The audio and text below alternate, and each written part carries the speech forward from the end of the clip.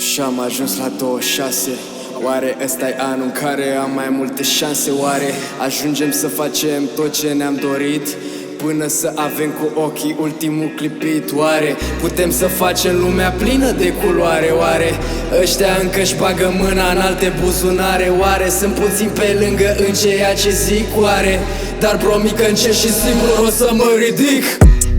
Și am promis, nu omis. Știi că-mi place să mă țin de ea, de zici că dau un scris. Compromis am făcut atunci când nu mi s-a permis să fiu tânăr, să fiu fericit, pe scurt să am un vis, să am un vis. Oare în lumea asta care duce lipsă de culoare, ăștia totuși bagă mâinile adânc în buzunare, cu tendințele precare și lipsite de onoare. Hai la mine în închisoare.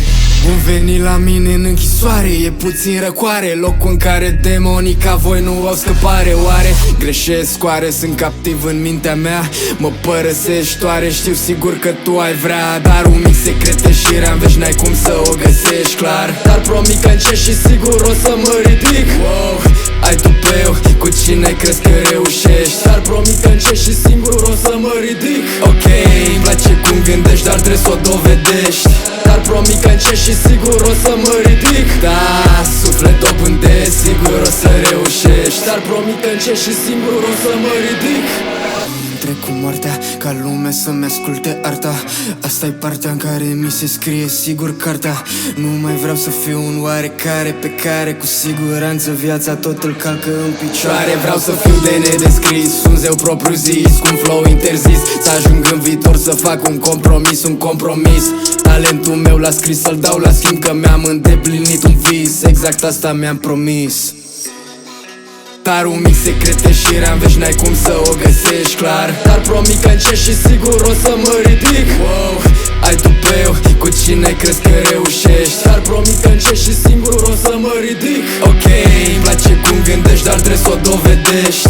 Dar promit că încet și sigur o să mă ridic. Da, suflet dobândesc, sigur o să reușești. Dar promit că încet și singur o să mă ridic. Timpul scurt, exact, tic-tac, vreau să fac pe plac.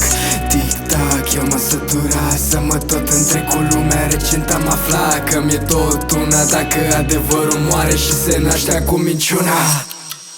Dar un mic secret și rea-n veci, n-ai cum să o găsești clar. Dar promit că încet și sigur o să mă ridic. Wow, ai tupeu, cu cine crezi că reușești? Dar promit că încet și singur o să mă ridic. Ok, îmi place cum gândești, dar trebuie să o dovedești.